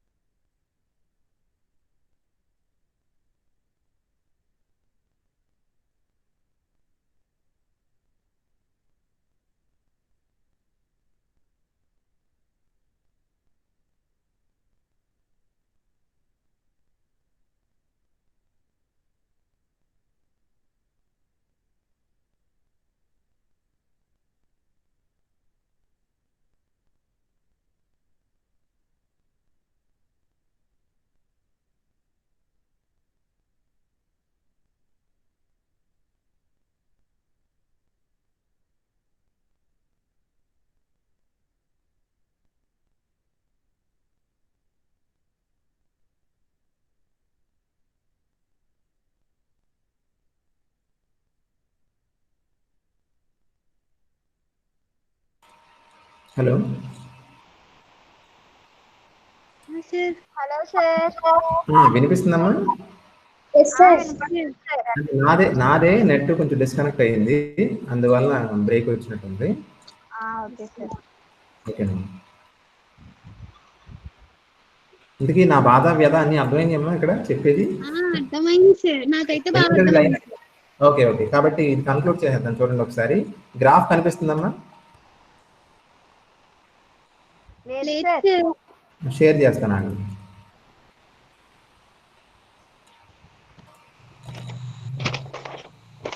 ఓకే చూడండి ఒకసారి, ఇప్పుడు కనిపిస్తుందమ్మా? Yes, sir. కనపడుతుంది సార్. ఇప్పుడు ఈ స్పెక్ట్రమ్ చూస్తే మనకి ఈ స్పెక్ట్రమ్ని ఎలా ఎక్స్ప్లెయిన్ చేయాలి అంటే, ఈ స్పెక్ట్రంలో మామూలుగా కంటిన్యూస్ స్పెక్ట్రమ్ ఎలాగో మీరు నేను చూసారు కదా, కనిపిస్తుంది కదా కంటిన్యూస్ స్పెక్ట్రమ్, ఓకేనా. కానీ అక్కడక్కడ చిన్న చిన్న కొమ్ముల్లా కనిపిస్తున్నాయి చూసారా, ఇవేంటివి? లైన్స్ కదా. అంటే ఇండైరెక్ట్ గా చెప్పాలి అంటే ఈ స్పెక్ట్రమ్ లో 2 ఉన్నాయండి. ఏంటి 2? కంటిన్యూస్ స్పెక్ట్రమ్ ఉంది, అవిచ్ఛిన్న వర్ణపటం ఉంది, అలాగే వివిక్త వర్ణపటం అంటే రేఖా వర్ణపటం కూడా ఉంది, లైన్ స్పెక్ట్రమ్ కూడా ఉంది, ఓకేనా. మీకు ఇప్పుడు డౌట్ వచ్చేయచ్చు, సార్ ఇప్పుడు దాకా మీరు ఇంత కన్విన్సింగ్ గా చెప్పారు అంటే క్వాంటమ్ మెకానిక్స్ లో ప్రతిదీ కూడా క్వాంటైజ్ అవుతుంది కదా. క్వాంటైజ్ అయినప్పటికీ కూడా ఎందుకు ఎనర్జీ కంటిన్యూస్ గా ఉందంటే, న్యూటన్ అనే క్యారెక్టర్ కొంత ఎనర్జీని తీసుకోవడం వల్ల ఎలక్ట్రాన్ ఎనర్జీ కంటిన్యూస్ గా మారిందని డిస్కస్ చేసాం. మరి మళ్ళీ లైన్ స్పెక్ట్రమ్ అంటారేంటంటే డౌట్ వస్తుంది మీకు జనరల్ గా, ఓకేనా. లైన్ స్పెక్ట్రమ్ అనేది అన్ని న్యూక్లియస్ లో రాదండి, ఓకేనా. కొన్నిట్లో మాత్రం వస్తుంది. వేటిలో వస్తుంది అంటే మీకు చూడండి, ఇప్పుడు మీరు బీటా డికేలో ఎలక్ట్రాన్స్ ఎందుకు ఎమిట్ అవుతున్నాయి చెప్పండి ఒకసారి మళ్ళీ. ఏంటి సార్? బీటా డికేలో ఎలక్ట్రాన్స్ ఎందుకు ఎమిట్ అవుతున్నాయి? న్యూట్రాన్స్ ప్రోటాన్స్ కింద, ప్రోటాన్స్ న్యూట్రాన్స్ కింద డికే అవడం వల్ల సార్. ప్రోటాన్ న్యూట్రాన్ డికే అనేది అన్ఫేవరబుల్, చెప్పాను కదా, రాస్తాం తప్ప అది చాలా రేర్ గా జరుగుతుంది. అది జరగకపోవడమే మనందరికీ మంచిది, ఓకేనా. ఓకేనా. ఇప్పుడు న్యూట్రాన్ ప్రోటాన్ గా మారడం వల్ల ఎలక్ట్రాన్స్ ప్రొడ్యూస్ అవుతున్నాయి కదా. ఆ ఎలక్ట్రాన్స్ ఎక్కడి నుంచి వస్తున్నాయి? న్యూక్లియస్ లోపల నుంచి వస్తున్నాయిగా, ఓకేనా. ఆ ఎలక్ట్రాన్స్ ఏమంటారంటే ప్రైమరీ ఎలక్ట్రాన్స్ అంటారు, ప్రాథమిక ఎలక్ట్రాన్స్ అంటారు. నోట్ ఆఫ్ దిస్, అదే ఈ పాయింట్ నోట్ చేసుకోండి. నోట్ చేయండి, పెన్ పేపర్ తీసుకుని కాదు, మీ మైండ్లో నోట్ చేయండి. ఓకేనా? న్యూక్లియస్ లోపల నుంచి ఎమిట్ అయ్యే ఎలక్ట్రాన్స్ ఏ ఎలక్ట్రాన్స్ అంటారండి? ప్రైమరీ ఎలక్ట్రాన్స్ అంటారు. ప్రైమరీ ఎలక్ట్రాన్స్ వలన అంటే ప్రాథమిక ఎలక్ట్రాన్స్ వలన వచ్చే స్పెక్ట్రమ్ ఏ స్పెక్ట్రమ్? కంటిన్యూస్ స్పెక్ట్రమ్ వస్తుంది. ఓకేనా? అవిచ్ఛిన్న పట్టణం ఏ ఎలక్ట్రాన్ వల్ల వస్తుందండి? ప్రాథమిక ఎలక్ట్రాన్స్ వల్ల వస్తుంది. ఓకేనా? మరి లైన్ స్పెక్ట్రమ్ కూడా కొన్ని వాటిలో వస్తుందని చెప్పాను కదా, అన్నిట్లో రాదు. మరి లైన్ స్పెక్ట్రమ్ ఏ ఎలక్ట్రాన్స్ వల్ల వస్తుంది? ఏ ఎలక్ట్రాన్ అంటే రెండో రకమైన ఎలక్ట్రాన్లు ఏమైనా ఉంటాయా సార్ అంటే ఉంటాయండి. మీకు ఆల్రెడీ తెలుసు, న్యూక్లియస్ లోపల ఎలక్ట్రాన్స్ ఉంటాయో లేదో తెలియదు కానీ మనకి, అంటే ఆ ప్రాసెస్లో డికేలో జనరేట్ అవుతాయి కదా. మామూలుగా న్యూక్లియస్ బయట ఎలక్ట్రాన్స్ ఉంటాయి తెలుసు కదా. అంటే కొన్ని క్వాంటైజ్డ్ ఆర్బిట్స్లో న్యూక్లియస్ చుట్టూ, న్యూక్లియస్ బయట తిరుగుతూ ఉంటాయి కదా ఎలక్ట్రాన్స్, వాటిని ఏమంటారంటే సెకండరీ ఎలక్ట్రాన్స్ అంటారు. ఓకేనా? ఈ సెకండరీ ఎలక్ట్రాన్స్ కూడా ఎమిట్ అవుతాయి ఒక్కోసారి. చెప్పగలరా ఎవరన్నా ఎందుకు ఎమిట్ అవుతాయో?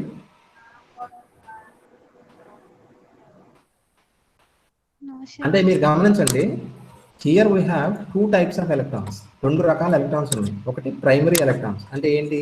ఏవి? న్యూక్లియస్ నుంచి అంటే న్యూక్లియస్ మారినప్పుడు వచ్చే ఎలక్ట్రాన్స్. Very good. అంటే యాక్చువల్ గా డికే జరగడం వల్ల ప్రొడ్యూస్ అయిన ఎలక్ట్రాన్స్, అంతేగా? ఓకే. మరి సెకండరీ ఎలక్ట్రాన్స్ అంటే ఏ ఎలక్ట్రాన్స్? అవి డికే ప్రాసెస్ లో వచ్చిన ఎలక్ట్రాన్స్ కాదండి, వాటిని గౌణ ఎలక్ట్రాన్లు అంటారు తెలుగులో. ఓకేనా? గౌణ ఎలక్ట్రాన్లు అంటే ఏ ఎలక్ట్రాన్స్? డికేలో వచ్చినవి కాదు. న్యూక్లియస్ బయట మామూలుగా తిరుగుతుంటాయి కదా న్యూక్లియస్ చుట్టూ, ఆ ఎలక్ట్రాన్స్ ఏమంటారు? సెకండరీ ఎలక్ట్రాన్స్ అంటారు. అవి ఎందుకు ఎమిట్ అవుతున్నాయి బీటా డికేలో చెప్పండి? అవి ఎందుకు ఎమిట్ అవుతాయి అంటే వినండి ఒకసారి. ఇప్పుడు బీటా డికే ప్రాసెస్లో కొన్ని సందర్భాల్లో ఏం జరుగుతుందంటే గామా రేడియేషన్ కూడా ఎమిట్ అవుతుందండి. ఓకేనా? గామా రేడియేషన్ కూడా ఎమిట్ అవుతుంది. గామా రేడియేషన్ అంటే ఏంటి? లైటే కదా. లైట్ అంటే ఏంటి? ఎనర్జీ కదా. కాబట్టి ఒకవేళ బీటా డికే జరిగినప్పుడు గామా రేడియేషన్ కూడా ఎమిట్ అయితే ఆ గామా రేడియేషన్ బయటకు వస్తుంది కదా. ఆ బయటకు వచ్చేటప్పుడు ఆ గామా రేడియేషన్ ఎవరు అబ్జర్వ్ చేసుకుంటారు చెప్పండి? ఏ ఎలక్ట్రాన్స్? Secondary electrons. అంటే న్యూక్లియస్ చుట్టూ ఖాళీగా తిరుగుతుంటాయి చూసారా? కే కర్పూరం, ఎల్ కర్పూరం, ఎం కర్పూరంలో ఎలక్ట్రాన్స్ తిరుగుతుంటాయి చూసారా? ఆ ఎలక్ట్రాన్స్ ఈ గామా రేస్ ని అబ్జర్వ్ చేసుకొని, ఇప్పుడు లైట్ ని అబ్జర్వ్ చేసుకోవడం అంటే ఏంటి? బూస్ట్ ప్యాకెట్ తాగడం లాంటిది, అంతే కదా. ఆ ఎనర్జీతో ఎలక్ట్రాన్స్ ఏమవుతుంది చెప్పండి? ఇప్పుడు హైయర్ లెవెల్కి వెళ్ళటం కాదు, యాక్చువల్ గా డింగ్ అనమాట. అంటే ఏం మాయమైపోతాయి. లైట్ ఎనర్జీగా ఏమిటాయి బయటకు. ఆ గామా రేస్ ఇచ్చిన ఎనర్జీ తీసుకొని ఇంకా న్యూక్లియస్ నుంచి తప్పించుకొని బయటకు వచ్చేస్తాయి. ఓకేనా? బయటకు వచ్చేస్తాయి కదా. కాకపోతే ఇప్పుడు చూడండి, జైల్లో ఏదన్నా ఒక నేరస్తుని పట్టుకున్నప్పుడు వాడి మెడలో ఒక పలకేసి ఆడి పేరు అది రాస్తారు. ఓకేనా? ఇప్పుడు బీటా డికే జరుగుతుందండి. జరుగుతున్నప్పుడు మనకు 2 రకాల ఎలక్ట్రాన్స్ వస్తున్నాయి అని చెప్పాను. ఒకటి ప్రైమరీ, రెండోది సెకండరీ కదా. కానీ బయటకు వచ్చే ఎలక్ట్రాన్స్ వాటి మెడలో ఏమైనా ట్యాగ్ వేసుకుని, నేనేమో డికే వల్ల వచ్చిన ఎలక్ట్రాను, నేనేమో బయట కేఎల్ఎం కర్పూరంలో ఉన్న ఎలక్ట్రాను గామా రేస్ ని తీసుకుని బయటకు వచ్చాను నేనని చెప్తే అవి చెప్పవు కదా. బయటకు వచ్చే ఎలక్ట్రాన్స్ ఏమవుతాయి? మామూలుగానే అన్ని కలగలిపి వచ్చేస్తాయి. మనం మాత్రం విడిగా స్టడీ చేయలేం కదా వాటిని. అందుకనే మనకి ఏమవుతుంది చూసారా? ఒకవేళ కొన్ని కేంద్రకాల్లో బీటా డికేతో పాటు గామా డికే కూడా జరిగితే ఆ గామా రేస్ ని అబ్జర్వ్ చేసుకుని ఈ సెకండరీ ఎలక్ట్రాన్స్ కూడా బయటకు వస్తాయి కదా. ఆ బయటకు వచ్చే సెకండరీ ఎలక్ట్రాన్స్ ఎనర్జీ ఎలా ఉంటుంది చెప్పండి? కంటిన్యూస్ గా ఉంటుందా, డిస్క్రీట్ గా ఉంటుందా? ఎందుకని? అసలు ఎలక్ట్రాన్స్ ఎనర్జీ ఎప్పుడు డిస్క్రీట్ గానే ఉంటది. ఆ న్యూట్రినో వాడు ఉండడం వల్లే ఈ తప్పులన్నీ కూడా, అంతే కదా. ఏటీఎం లోంచి డబ్బులు ఎప్పుడు కూడా పాయింటైజ్ అయ్యే వస్తాయి. ఆ దగ్గర అనేవాడు తీసుకోవడం వల్ల మనకు కంటిన్యూస్ అనిపిస్తుంది. కాబట్టి సెకండరీ ఎలక్ట్రాన్స్ వల్ల వచ్చే స్పెక్ట్రమ్ ఇదండి. ఏది ఇప్పుడు నేను చూపించాను చూసారు, కొమ్ముల్లో ఉన్నాయి. అది అంటే ఈ లైన్ స్పెక్ట్రమ్ ఏ ఎలక్ట్రాన్ వల్ల వస్తుంది అర్థమైందా? ఇప్పుడు సెకండరీ ఎలక్ట్రాన్స్ వల్ల వస్తుంది. కంటిన్యూస్ స్పెక్ట్రమ్ దేని వల్ల వస్తుంది? ప్రైమరీ ఎలక్ట్రాన్స్ వల్ల వస్తుంది. అంటే ఇప్పుడు సెకండరీ ఎలక్ట్రాన్స్ వచ్చినప్పుడు వాటితో పాటు న్యూట్రినో రాదు కదా. అందువల్ల ఏమవుతుంది? ఆ ఎమిట్ అవుతున్న సెకండరీ ఎలక్ట్రాన్స్ ఎనర్జీ మాత్రం ఎలా మారుతుంది? డిస్క్రీట్ గా మారుతుంది. ఓకేనా? క్లారిటీ వచ్చిందమ్మా? సో మనకు అబ్జర్వ్ చేసిన కంటిన్యూస్ స్పెక్ట్రమ్ ని మనం అలా ఎక్స్ప్లెయిన్ చేయగలిగాం. న్యూట్రినో అనే పార్టికల్ కూడా డికేలో ఎమిట్ అవుతుంది కాబట్టి మనకి స్పెక్ట్రమ్ ఏమొచ్చింది? లైన్ స్పెక్ట్రమ్ రావడానికి బదులుగా ఏమొచ్చిందమ్మా? డిస్క్రీట్ స్పెక్ట్రమ్ ఇచ్చింది. ఓకే, లైన్ స్పెక్ట్రమ్ ఇచ్చింది. తర్వాత ఇప్పుడు డాగ్ బాత్ చేస్తుందండి. ఒకసారి ఆ వచ్చే సౌండ్ ఉన్నప్పుడు మ్యూట్ చేయండి. ఓకే, ఇంకో ఈ రెండో పాయింట్ చెప్పి ఆపేస్తాను చూడమ్మా. ఇప్పుడు బీటా డికేలో ఉన్న ఫస్ట్ ప్రాబ్లం మనం అడ్రస్ చేసాం. ఓకేనా, లైన్ స్పెక్ట్రమ్ రావడానికి బదులుగా కంటిన్యూస్ స్పెక్ట్రమ్ ఎందుకు వచ్చిందనే దాన్ని ఎక్స్ప్లెయిన్ చేసాం. అర్థమైంది కదా. రెండో ఇంకో ప్రాబ్లం ఉందండి. ఏంటా ప్రాబ్లం అంటే, ఇప్పుడు స్పిన్ గురించి చెప్పాను కదా మీకు. Electron spin, neutron spin, proton spin మూడిటి యొక్క స్పిన్ ఎంత? 1/2 సార్. 1/2 కదా. కాబట్టి ఇప్పుడు డికే జరిగినప్పుడు, బీటా డికే జరిగినప్పుడు ఎవరు బయటకు వస్తున్నారు న్యూక్లియస్ నుంచి? Primary electrons. అది వెరీ గుడ్. అంటే ఎలక్ట్రాన్ బయటకు వస్తుంది కదా. ఎలక్ట్రాన్ బయటకు రావడం అంటే స్పిన్ వాల్యూ ఎంత తగ్గిపోద్ది? Of sir. ఆఫ్. అంటే ఆ మిగిలిపోయిన న్యూక్లియస్ ఉంది కదా, డికే అయిపోయిన తర్వాత న్యూక్లియస్ యొక్క స్పిన్ ఎంత మారాలి? అంటే 1/2 బయటకు వచ్చేస్తుంది కదమ్మా. 1/2 న్యూక్లియస్ స్పిన్ ఉన్న ఎలక్ట్రాన్ బయటకు వస్తున్నప్పుడు ఆ మిగిలిపోయిన న్యూక్లియస్ యొక్క స్పిన్ ఎంత మారాలి? 1/2 తగ్గాలి, 1/2 పెరగాలి. మొత్తానికి ఎంత చేంజ్ రావాలి? 1/2 చేంజ్ రావాలి. కానీ సైంటిస్టులు ఎక్స్పెరిమెంటల్గా ఏం అబ్జర్వ్ చేశారు అంటే, బీటా డికే ప్రాసెస్లో ఆ మిగిలిపోయిన న్యూక్లియస్ అంటే ఎలక్ట్రాన్ బయటకు వచ్చిన తర్వాత ఆ మిగిలిపోయిన న్యూక్లియస్ యొక్క స్పిన్ మారితే 1 యూనిట్ మారిందంట, లేకపోతే అసలు మారలేదంట. అంటే 0 కానీ 1 కానీ. అది ఎలా పాసిబుల్? అది కూడా ఎక్స్ప్లెయిన్ చేయలేకపోయారు. దాన్ని యాంగులర్ మొమెంటం కన్జర్వ్ అవ్వలేదని చెప్తారు. స్పిన్ అంటే angular momentum. Angular momentum conserve అవ్వాల, ఫెయిల్ అయింది. ఎందుకు ఫెయిల్ అయిందో మీరు ఆన్సర్ చెప్పేయచ్చు, చెప్పండి. నిజంగా ఇప్పుడు మనం అనుకునేది కరెక్టే కదా. ఇప్పుడు ఎలక్ట్రాన్ బయటకు వచ్చేసినప్పుడు ఎలక్ట్రాన్ స్పిన్ ఎంత? 1/2 సార్. మరి బయటకు వచ్చేసిన తర్వాత న్యూక్లియస్ స్పిన్ ఎంత మారాలి? 1/2 మారాలి సార్. అంతే కదా. మరి 1/2 మారకుండా, మారితే 1 మారుతుంది, ఇంటిగ్రల్ గా 1 మారుతుంది, లేకపోతే అసలు మారట్లా 0. అది ఎలా పాసిబుల్? అంటే ఒక న్యూట్రాన్ వస్తుంది కదా సార్ బయటికి, న్యూట్రినో. అలా మొత్తం న్యూక్లియస్ లోంచి వస్తుంది కదా సార్, అంతే అనుకో. న్యూట్రినో స్పిన్ ఎంత చెప్పగలరమ్మా? అది కూడా 1/2 ఉంటుంది. Very good. న్యూట్రినో స్పిన్ కూడా 1/2. అంటే మీరు అబ్జర్వ్ చేయండి, ఇప్పుడు మనకి ఈ బీటా స్పెక్ట్రమ్ లో వచ్చిన ఛాలెంజెస్ ఉన్నాయి చూసారా. అంటే కంటిన్యూస్ స్పెక్ట్రమ్ ఎందుకు వచ్చింది, లేకపోతే స్పిన్ వాల్యూ ఎలా ఎందుకు మారుతుంది, ఈ ప్రాబ్లమ్స్ అన్నిటికీ సొల్యూషన్ ఏంటి? ఒకటే ఒక సమాధానం. ఏంటో సమాధానం? Neutrino sir. అంటే ఒక్క సింగిల్ వర్డ్ ఆన్సర్ ఏంటి? న్యూట్రినో. అది తెలియదండి. ఇప్పుడు మనం రాసేస్తున్నాం కానీ ఫస్ట్ బీటా డికేని స్టడీ చేస్తున్నప్పుడు అందరూ ఏమనుకున్నారంటే బీటా డికేలో ఎలక్ట్రాన్స్ ఒకటే వస్తాయి అనుకున్నారు, కానీ న్యూట్రినో అనే పార్టికల్ కూడా వస్తుందని తర్వాత కనుక్కున్నారండి. అంటే న్యూట్రినో అనేది కనుక్కోవడం వల్ల వీటన్నిటికీ సమాధానం దొరికింది. ఇప్పుడు న్యూట్రినో స్పిన్ ఎంత అని చెప్తున్నారు మీరు? 1/2 అంటున్నారు. ఓకేనా. For example electron spin 1/2, neutrino spin కూడా 1/2 అనుకోండి బయటకు వచ్చేటప్పుడు. ఓకేనా. ఈ రెండు బయటకు వస్తున్నాయి కదా. అప్పుడు 1/2 + 1/2 ఎంత? 1. అప్పుడు న్యూక్లియస్ స్పిన్ ఎంత మారుద్ది? 1. ఓకేనా. In case electron neutrino opposite spins తో బయటకు వచ్చినాయి అనుకోండి, అంటే ఇది 1/2, అది మైనస్ డౌన్వర్డ్ లో వచ్చింది అనుకోండి, అప్పుడు 1/2 - 1/2 ఎంత? 0. అప్పుడు న్యూక్లియస్ స్పిన్ ఏమవుతుంది? అసలు మారదుగా. అంటే మనం ఈ స్పిన్ వాల్యూస్ ను కూడా కరెక్ట్ గా ఎక్స్ప్లెయిన్ చేయగలిగాం. అంటే కన్జర్వేషన్ ఆఫ్ యాంగులర్ మొమెంటం కూడా మనం న్యూట్రినోని కనుక కన్సిడర్ చేస్తే ఎక్స్ప్లెయిన్ చేయగలిగాం. ఓకేనా. సో బీటా రే స్పెక్ట్రమ్ లో ఉన్న ఛాలెంజెస్ అన్ని కూడా ఎలా సాల్వ్ అయినాయి అంటే మనకి న్యూట్రినో హైపోథసిస్. ఓకేనా. న్యూట్రినో హైపోథసిస్ అంటే హైపోథసిస్ అని ఎందుకన్నారు మీరు గమనించండి.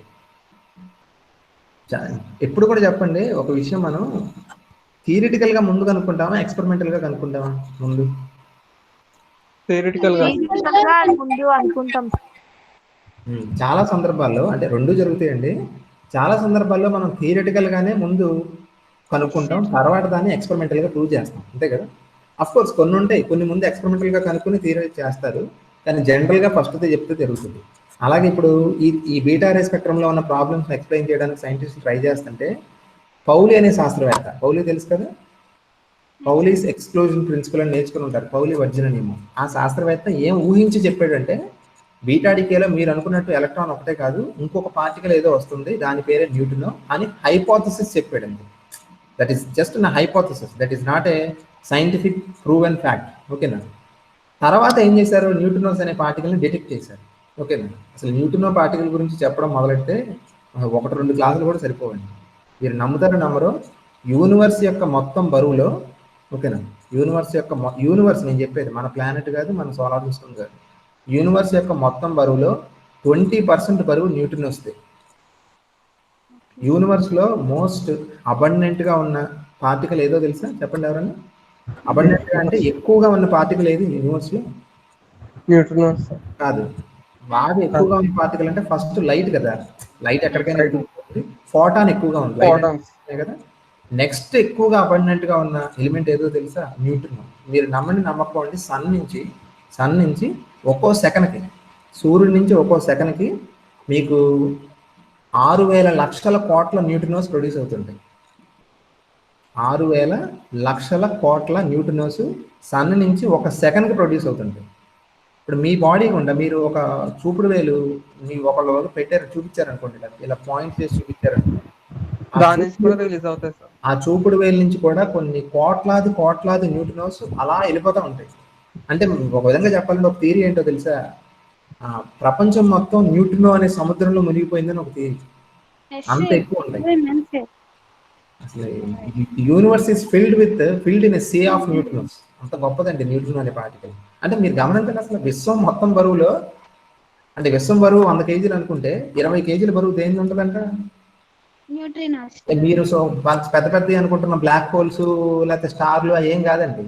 దేని బరువు ఎక్కువ ఉంటుందంటే న్యూట్రినోస్ అనే పార్టికల్స్ యొక్క మొత్తం బరువు కొలిస్తే 20 కేజీలు ఉంటుంది 100 కేజీల్లో. ఓకేనా? అంత అబండెంట్ గా ఉంటుంది. కాబట్టి ఎమ్మటే మీకు డౌట్ వచ్చేస్తుంది. మీ బ్రెయిన్ కరెక్ట్ గా పనిచేసి ఉంటే కనుక మీరు బాగా వింటుంటే మీకు ఎమ్మటే ఒక డౌట్ రావాలి. ఏంటి సార్, ఎంత అబండెంట్ గా ఉన్న పార్టికల్ ని డిటెక్ట్ చేయడం ఎందుకు అంత కష్టమైపోయింది? అంతేగా. ఇప్పటికీ కూడా సార్ వాయిస్ బ్రేక్ అవుతుంది సార్. వాయిస్ బ్రేక్ అవుతుందమ్మా. ఇంతకు చెప్పిన పాయింట్ మళ్ళీ చెప్పండి సార్. చెప్తాను. నేను మీకు ఎమ్మటే ఒక డౌట్ వస్తుంది. ఏంటంటే న్యూట్రినోస్ అనే పార్టికల్స్ అంత అబండెంట్ గా ఉన్నాయని చెప్తున్నాను కదా. అసలు ప్రపంచం మొత్తం, విశ్వం మొత్తం న్యూట్రినో అనే సముద్రంలో మునిగిపోయినంత ఇదిగా చెప్తున్నాను కదా నేను. అంత ఎక్కువగా ఉన్న పార్టికల్ మనం ఏమవ్వాలి? ఆటోమేటిక్ గా డిటెక్ట్ చేయగలం కదా, ఈజీగా కనుక్కోవాలి కదా. ఎప్పుడో కనుక్కొని ఉండాలి దాన్ని, కానీ కనుక్కోవాలి. ఇప్పటికీ న్యూట్రినోస్ ని డిటెక్ట్ చేయడానికి చాలా పెద్ద పెద్ద పరికరాలు ఉన్నాయి, కానీ ఇప్పటికీ చాలా కష్టపడుతున్నారు డిటెక్ట్ చేయడం. ఓకే, ఎందుకు డిటెక్ట్ చేయలేరంటే అది 4 ఫోర్స్లు ఉన్నాయి కదా మనకి: గ్రావిటీ, ఎలక్ట్రోమాగ్నెటిక్, స్ట్రాంగ్, లేకపోతే నాలుగోది వీక్. ఈ 4 ఫోర్సుల్లో 3 ఫోర్సులతో అసలు ఇంటరాక్ట్ అవ్వదు. అది ఇంటరాక్ట్ అయ్యే ఒకే ఒక ఫోర్స్ ఏంటి? Week nuclear force. అది మనతో ఇంటరాక్ట్ అవ్వదు, అంటే మన బాడీ నుంచి వెళ్ళిపోద్ది. ఓకేనా? మన బాడీ నుంచి న్యూట్రినోస్ అన్ని చొచ్చుకుపోతాయి, కానీ మనతో ఇంటరాక్ట్ అవ్వవు. అంటే మన బాడీలో ఉండే ఆటమ్స్, మాలిక్యూల్స్, పార్టికల్స్ అది ఇంటరాక్ట్ అవ్వదు. ఇంటరాక్ట్ అవునప్పుడు కనుక్కోవడం కష్టం అండి. ఇప్పుడు ఇంట్లో ఫర్ ఎగ్జాంపుల్ హైపోథెటికల్గా ఒక దెయ్యం ఉందని చెప్పారండి. ఆ దెయ్యం కనుక్కోవాలంటే దెయ్యం అని సినిమాలు చూపిస్తారు కదా. దెయ్యం ఏమవుతుంది? మన బాడీ నుంచి అలాగా దూసుకెళ్ళిపోతుంది. అది వెళ్తున్నట్టు, మన బాడీలోంచి వెళ్తున్నట్టే మనకు తెలియదు. అలాగే న్యూట్రినోస్ కూడా ఏంటి? గోస్ట్ పార్టికల్స్ అంటారు. అది గోస్ట్ పార్టికల్స్ అంటే ఉన్నట్టు మనకు తెలియదు, కానీ మన చుట్టూ ఉంటాయి. అందుకే వాటిని డిటెక్ట్ చేయడం అంత కష్టం. ఫర్ ఎగ్జాంపుల్ ఏదైనా ఒక బాల్ ఉందనుకోండి, మనం అలా వెళ్తున్నప్పుడు మన కాలుకి తగులుతుంది. తగిలితే మనకు తెలిసిపోద్దిగా, మనకు అది ఉందని తెలిసిపోద్ది. కానీ ఆ న్యూట్రినో అనే పార్టికల్ ఏమవుతుంది? మన బాడీ గుండా వెళ్తున్నప్పుడు మనతో ఇంటరాక్ట్ అవ్వట్లేదు అది. అందువల్ల మనకి ఏం తెలియట్లే, మనకు దాని ప్రెజెన్స్ డిటెక్ట్ చేయడమే కష్టంగా ఉంది. కానీ neutrino is one heck of a particle. దాని గురించి చదివితే చాలా డెప్త్గా చదవచ్చు. చాలా ఇన్స్పైరింగ్ సబ్జెక్ట్ అండి న్యూట్రినోస్ అనేది. ఓకేనా? అంత గొప్ప డిస్కవరీ కూడా దేని నుంచే జరిగింది? మన బీటా డికే ప్రాసెస్ని ఎక్స్ప్లెయిన్ చేసే ప్రాసెస్లో అది కనుక్కున్నాను సైంటిస్ట్. ఓకేనా? బట్ ఇదమ్మా, అంటే బీటా రే స్పెక్ట్రమ్ చెప్పాలన్నప్పుడు సింపుల్గా మీరు ఏం చెప్పాలంటే బీటా డికే అంటే ఏంటో చెప్పాలి. బీటా డికే జరగడానికి కారణం న్యూట్రాన్ ప్రోటాన్గా డికే అవుతున్నప్పుడు ఎలక్ట్రాన్ ఎమిట్ అవుతుంది, అది బయటకు వస్తుంది, అందువల్ల ఎలక్ట్రాన్స్ వస్తాయి అని చెప్పాలి. తర్వాత ఈ డయాగ్రామ్ వేయాలండి ముఖ్యంగా. ఓకేనా? ఈ డయాగ్రామ్ వేసి, వింటున్నారమ్మా? ఈ డయాగ్రామ్ వేసి 2 పారాగ్రాఫ్స్ రాయాలమ్మా. 2 పారాగ్రాఫ్స్ ఏంటి? ఒక పారాగ్రాఫ్ దేని గురించి? Continuous spectrum. Very good. Continuous spectrum ఏ ఎలక్ట్రాన్స్ వల్ల వస్తుంది? ప్రైమరీ ఎలక్ట్రాన్స్ అంటే డికే వల్ల వచ్చిన ఎలక్ట్రాన్సా, బయట ఉండే ఎలక్ట్రాన్సా?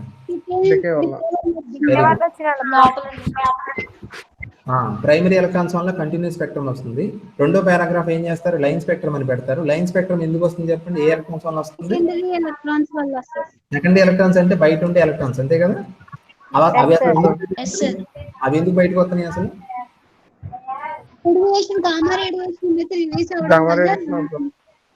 గామా రేడియేషన్ రిలీజ్ అయితే కనుక ఆ గామా రేడియేషన్ అబ్జర్వ్ చేసుకుని అవి బయటకు వస్తాయి. వాటి ఎనర్జీస్ ఎలా ఉంటాయి? ఆబ్వియస్ గా మీకు తెలుసుగా, డిస్క్రీట్ గా ఉంటాయి. అందుకని ఏ స్పెక్ట్రమ్ వచ్చింది? లైన్ స్పెక్ట్రమ్ వచ్చింది. ఓకేనా? కాబట్టి నేను చెప్పిన ఈ బేసిక్ పాయింట్స్ కనుక మైండ్ లో పెట్టుకుని మీరు చదివితే కనుక మీకు ఆల్మోస్ట్ చాలా తొందరగా మీకు ఇది అర్థమైపోద్ది. మర్చిపోకుండా చదువుకి రాయగలరు కూడా. ఓకేనా? ఓకేనమ్మా. కాబట్టి బీటా రే స్పెక్ట్రమ్ అయిపోయినట్టే. నేను మీకు చెప్తూనే రెండోది కూడా చెప్పేశాను. ఏది ఇప్పుడు నెక్స్ట్ సిలబస్ లో ఉన్నది ఏంటి, ఇదమ్మా, పౌలీస్ న్యూటన్ హైపోథెసిస్ అని ఉంది చూసారా, బీటా క్షీణత యొక్క పౌలి న్యూటన్ సిద్ధాంతం అని ఉంటుంది. అమ్మా మ్యూట్ చేయండి అమ్మా, నాయిస్ వస్తుంది.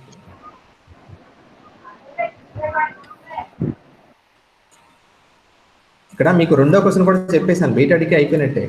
అంటే బీటా డికేని ఎక్స్ప్లెయిన్ చేయడం కోసం అసలు న్యూటన్ అనే పార్టికల్ని ఫస్ట్ ఊహించి చెప్పింది ఎవరని చెప్పాను మీకు, నేను పౌలి అని చెప్పాను. కాబట్టి దీని మీద ఇంకో ఎస్ఏ క్వశ్చన్, ఏది Pauli's neutrino hypothesis of beta decay, అంటే బీటా క్షీణత యొక్క పౌలి న్యూటనో సిద్ధాంతం ఇంకో క్వశ్చన్. ఇది మళ్ళీ నేను చెప్పక్కర్లా, ఇప్పుడు దాకా చెప్పింది అదే. మీకు ఏం చెప్పాను, బీటా డికేలో ఎలక్ట్రాన్ ఒకటే కాదు, న్యూట్రినో అనే పార్టికల్ కూడా ఎమిట్ అవుతుంది అని చెప్పింది పౌలి.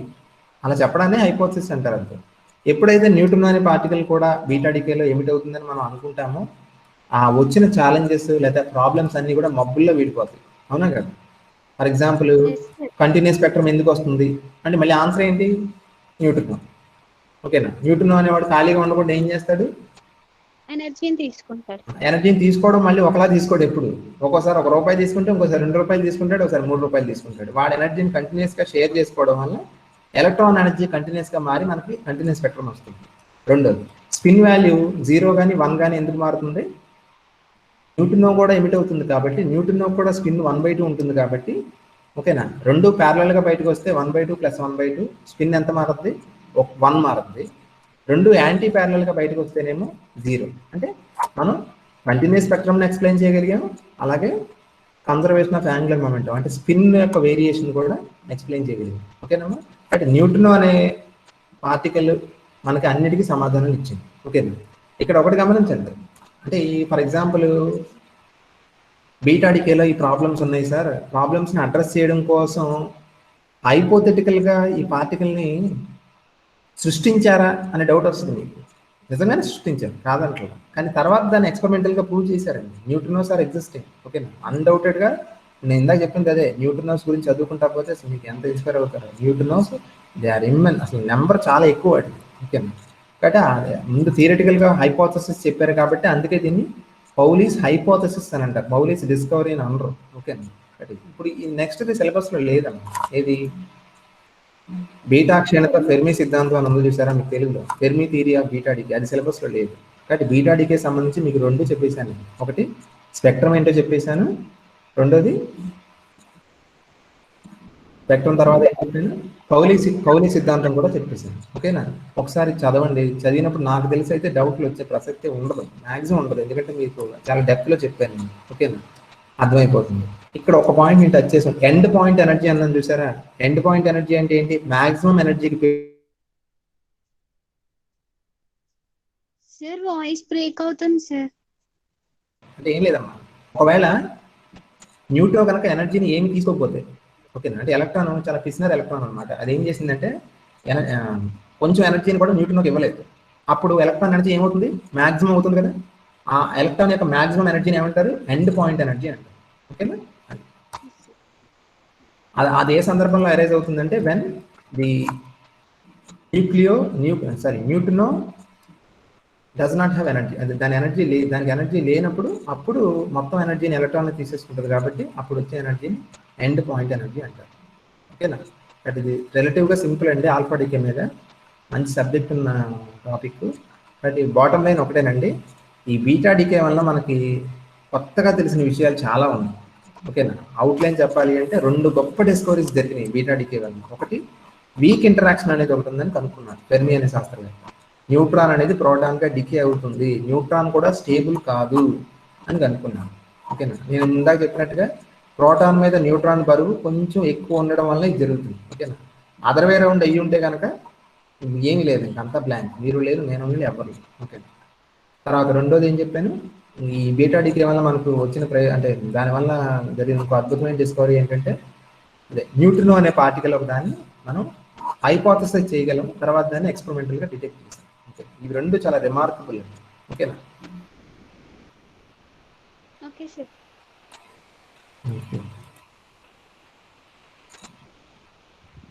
ఒక్కసారి ఏమైనా డౌట్స్ ఉంటే ఒక 5 minutes